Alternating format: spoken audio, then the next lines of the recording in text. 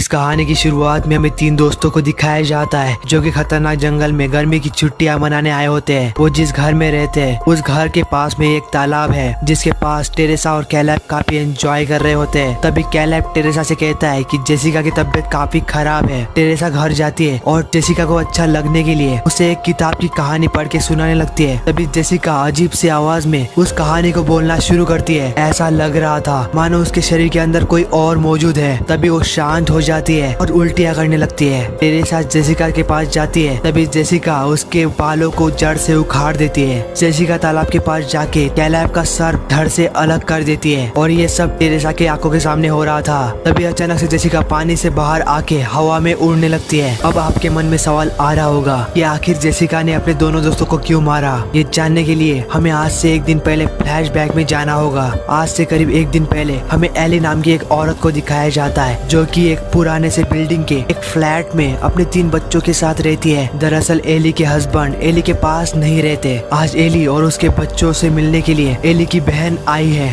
और वो एली के बच्चों के लिए काफी बढ़िया बढ़िया गिफ्ट लाई है। एली को बेट से अकेले में बात करनी है, इसलिए एली अपने तीनों बच्चों को पिज्जा और कोल्ड ड्रिंक लाने के बहाने से बाहर भेज देती है ताकि वो अपनी बहन से अकेले में बात कर पाए। हमें तीनों बच्चों को दिखाया जाता है जो कि पिज्जा लेकर घर जा रहे होते हैं। अभी अचानक से वहाँ अर्थक्वेक आ जाता है। थोड़ी देर बाद सब कुछ नॉर्मल हो जाता है। तभी एली का बड़ा बेटा जिसका नाम डैनी है उसे कार पार्किंग में एक सुरंग दिखाई देती है। दरअसल उस अर्थक्वेक की वजह से बिल्डिंग के ग्राउंड फ्लोर में ये सुरंग बन गई थी और वो इतनी बड़ी है कि डैनी उसके अंदर आराम से जा सकता है। उसे ये जानना था कि आखिर उस सुरंग में है क्या, इसलिए वो उस सुरंग के अंदर चला जाता है और उसे वहाँ कुछ ऑडियो सीडीज मिलती है। उन ऑडियो सीडीज के ऊपर पार्ट 1, पार्ट 2, पार्ट 3 लिखा हुआ था। उसे एक बड़ा सा बक्सा भी दिखाई देता है जिसके ऊपर काफी सारे क्रॉस दिखाई देते हैं। इसका मतलब ये भी हो सकता है कि पास्ट में वहाँ किसी शैतानी आत्मा को कैद किया गया था। वहाँ उसे जीसस की मूर्ति भी दिखाई देती है। वहाँ डैनी को एक बड़े से बॉक्स में एक किताब दिखाई देती है। डैनी बिना कुछ सोचे समझे उन सीडी और किताब को अपने पास रख लेता है और वो सुरंग से बाहर आ जाता है। दूसरी ओर हम एली को देखते हैं जिसको अपने बच्चों की काफी फिक्र होने लगती है क्योंकि टीवी में बताया जा रहा था कि इस अर्थक्वेक से सिटी के काफी सारे बिल्डिंग्स को नुकसान पहुंचा है। एली अपने पड़ोस में रहने वाले एक लड़के को मदद मांगती है ताकि वो उसके बच्चों को ढूंढने में उसकी हेल्प कर पाए। लेकिन तभी एली के बच्चे लिफ्ट के जरिए ऊपर आ जाते हैं और एली उनके ऊपर बहुत गुस्सा करती है और उन्हें कहती है कि बेटे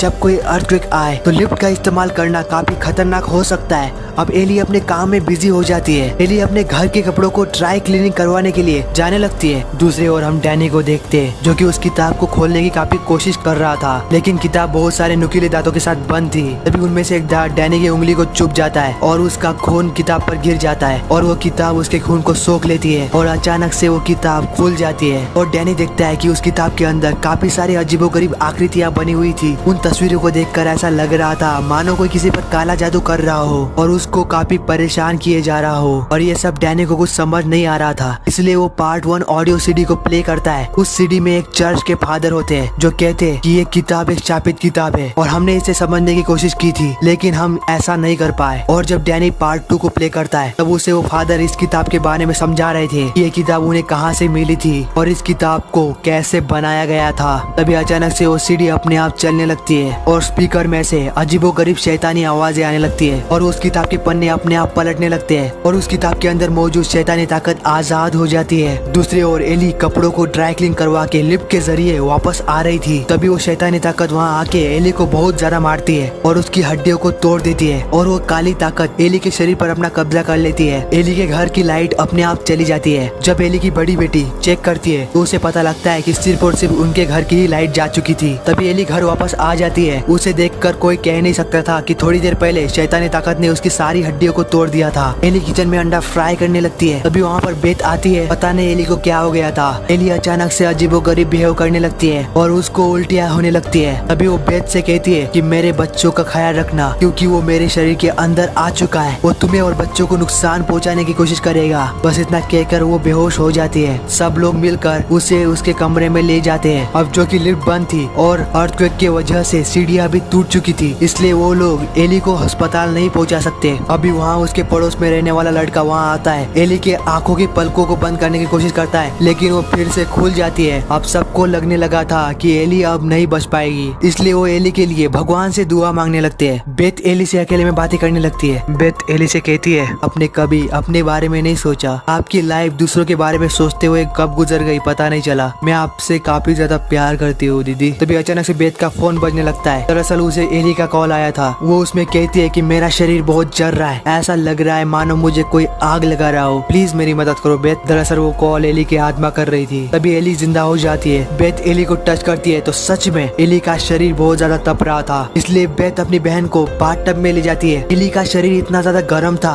बाथटब का पानी उबलना शुरू हो जाता है। तभी एली अचानक से दीवार पर चढ़ जाती है और इतना ज्यादा तेज चिल्लाने लगती है कि उसके कारण खिड़की के ग्लास टूट जाते हैं। बेथ और बच्चे बेहोश होने ही वाले थे, उसके पहले ही एली चिल्लाना बंद कर देती है और अब एली जिसके अंदर खतरनाक काली शैतानी ताकत आ चुकी है वो सब पर हमला करने लगती है। वो उसके एक पड़ोसी की आग को निकाल कर दूसरे लड़के के मुंह में फेंक देती है। और तो और एली अपनी बड़ी बेटी को मारने की कोशिश करती है, लेकिन एली का बेटा डैनी उसकी बहन को बचा लेता है। किसी तरह से बेथ तीनों बच्चों को लेके घर के सारे दरवाजे को बंद कर देती है और एली बाहर जितने भी लोग मौजूद थे इन सब लोगों को खल्लास कर देती है। एली की बड़ी बेटी डैनी पर बहुत गुस्सा करती है क्योंकि ये सब सिर्फ और सिर्फ डैनी की वजह से हो रहा था। ना वो ये किताब उस सुरंग से बाहर लाता और ना ये सब होता, लेकिन अब कुछ नहीं किया जा सकता। जो हुआ सो हुआ। अब बेथ को पता लग गया था कि उसके बहन के अंदर जो शैतानी ताकत है वो बहुत शक्तिशाली है, इसको रोक पाना लगभग नामुमकिन है। डैनी अपने आंटी बेथ को उस किताब के बारे में जानकारी देने लगता है। तभी अचानक से उस किताब के पन्ने फिर से पलटने लगते हैं। तभी ब्रिजेट जो कि एली की बड़ी बेटी है उसकी हालत खराब होने लगती है और वो शैतानी ताकत उस पे भी कब्जा कर लेती है और उसके शरीर के अंदर से कीड़े आने लगते हैं। हम देखते हैं कि एली की छोटी लड़की जिसका नाम कैसी है और कैसी को एली अपनी बातों में बहला फुसला कर दरवाजा थोड़ा खुलवा लेती है, लेकिन तभी वहाँ पर बेथ आके उस दरवाजे को बंद कर देती है। कैसी को डैनी कहता है कि वो हमारी माँ नहीं है, उसके अंदर डिमोन है यानी कि शैतानी ताकत है, वो शैतानी ताकत हमें मार देना चाहती है। अब कैसी डैनी को सॉरी कहती है। बेथ किचन में जाती है क्योंकि वहाँ से काफी अजीबोगरीब आवाजें आ रही थी। दरअसल वहाँ पर कैसी की बड़ी बहन थी जिसपे अब शैतानी ताकत का साया है और वो कांच के टुकड़ों को खा रही थी। तभी अचानक से वो बेथ पर हमला करती है, लेकिन बेथ उससे अपनी जान बचा लेती है, इसलिए अब वो शैतानी ताकत कैसी पर हमला करने लगती है, लेकिन कैसी उसके मुंह में डॉल घुसा देती है और उस शैतानी ताकत ब्रिजेट को वो लोग बांध देते हैं। डैनी बेथ को कहता है कि आपको वो पार्ट 3 वाली सीडी सुन के इस किताब के बारे में जानना होगा। बेथ ऐसा ही करती है, वो हेडफोन लगा के पार्ट 3 सुनने लगती है ताकि वो आवाजें बच्चों तक ना पहुँचे वरना उनकी जान भी खतरे में आ सकती है। जब वो सीडी का पार्ट 3 सुनती है तो उसे सारी बातें समझ आ जाती है। दरअसल ये किताब एक चर्च के फादर को मिली थी, लेकिन वो इस पूरी किताब को नहीं समझ पाए और ये किताब इंसानी खून से लिखी गई थी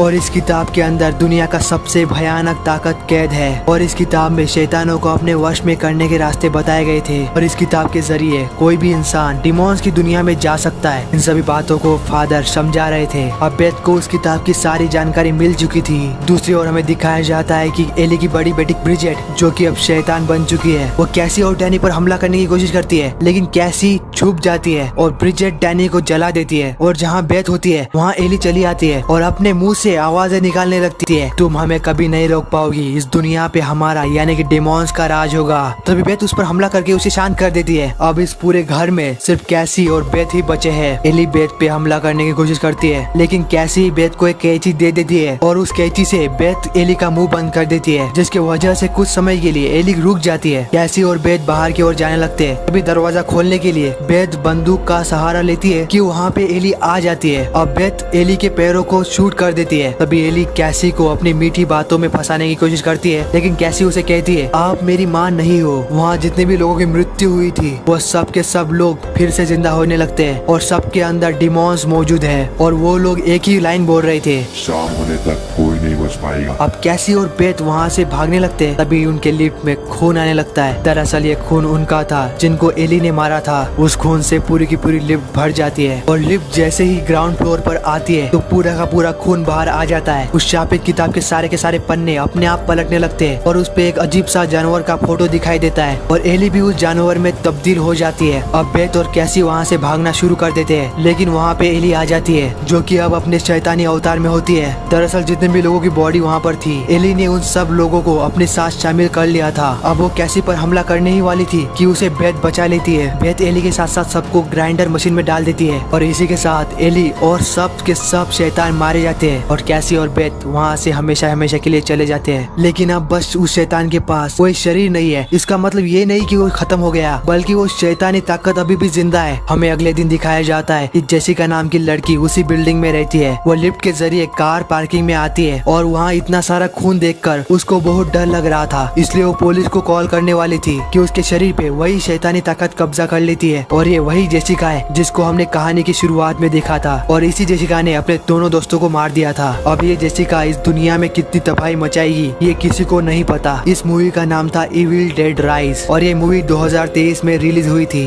दोस्तों आपको एक कहानी कैसे लगी कमेंट जरूर करना। Thank you so much for watching.